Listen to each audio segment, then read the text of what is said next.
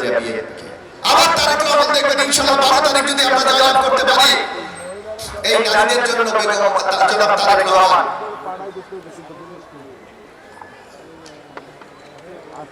বলেছে, আমরা যদি রাষ্ট্র পরিচালনার দায়িত্ব পাই, এই নারীদের জন্য আমরা একটা ফ্যামিলি কার্ড প্রবর্তন করব। ফ্যামিলি কার্ড কি? অর্থাৎ আমাদের যারা বাবা আছে তাদের কোনো ইনকাম নাই, তারা টাকার জন্য স্বামীর উপর, সন্তানের উপর, বাবার উপর, আত্মীয় স্বজনের উপর নির্ভরশীল করতে হয়।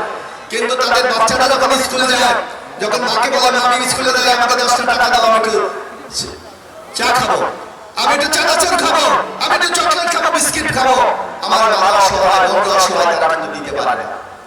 সংসারে যখন একটু তেল লাগে, পেঁয়াজ লাগে, ওষুধ লাগে, কিনতে পারে না। কিন্তু আমরা বলেছি ইনশাআল্লাহ বিএনপি যদি ক্ষমতায় আসে, এই নারীদেরকে বিশেষ করে সংসারে যিনি বড় থাকবেন, সিনিয়র থাকবেন, তার নামে এই দেখেন আমার কাছে আছে এই ধরনের একটা আমরা কার্ড দেবো, ফ্যামিলি কার্ড। আমাদের মা-বোনেরা তাকান একটু আমার দিকে, এই ফ্যামিলি কার্ড দেবো। ফ্যামিলিতে যিনি সবচেয়ে বয়স্ক, তিনি এই কার্ডের অধিকারী হবেন। তার নাম থাকবে, ন্যাশনাল আইডি কার্ড থাকবে। মাসে আপনার 2,500 থেকে 3,000 টাকা পাবেন। তাই উপকার হবে না? কি মা-বোনেরা উপকার হবে? এই কর্মসূচি ঘোষণা করছে বিএনপি। পাখাকে জিজ্ঞাসা করেন যে ওনারা কি করবে? কোনো নাই, খালি করবে টিকিট দেবো, এছাড়া বলতে পারবে না। আজকে দেখেন আমাদের আমাদের অধিকাংশ লোক কৃষক, আমরা কৃষক পরিবারের সন্তান, কিন্তু দেখেন আগে কৃষি ছিল মূল প্রাণ। এখন দেখেন অনেকে কৃষি কাজ করতে চায় না, কারণ বীজের দাম বেশি, সারের দাম বেশি, কীটনাশকের দাম বেশি। আগে গরু দিয়ে চাষাবাদ করতে হয়, এখন তাও চলে না, এখন ট্রাক্টর দিয়ে চাষ করতে হয়, মেশিন দিয়ে চাষ করতে হয়।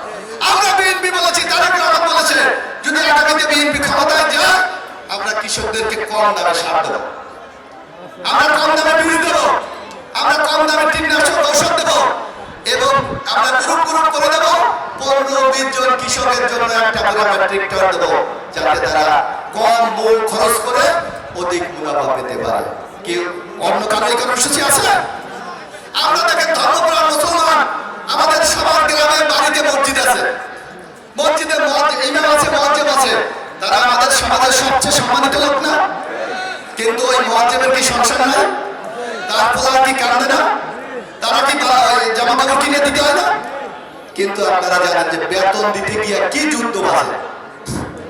ওই জমাদার বাড়িতে মাসে 500 টাকা, হাওলাদার বাড়ি 200 টাকা, খাদো বাড়ি 300 টাকা, মাসে তাও দেয় না। যেদিন টাকা আনতে যায় কয় একা বাড়া গেছে, যেদিন টাকা আনতে যায় কয় সাগরে মাছ ধরতে গেছে, বেতন হয় না। তারপরে ঠিক আছে, যখন যে জোর করে 2 কেজি চাল লইয়া বা 3 কেজি চাল লইয়া, এরকম হয় না? আমরা বিএনপি বলেছি, তারেক রহমান বলেছে, আগামী দিনে যদি ইনশাআল্লাহ বিএনপি ক্ষমতায় আসে, এই ইমাম মুয়াজ্জিনকে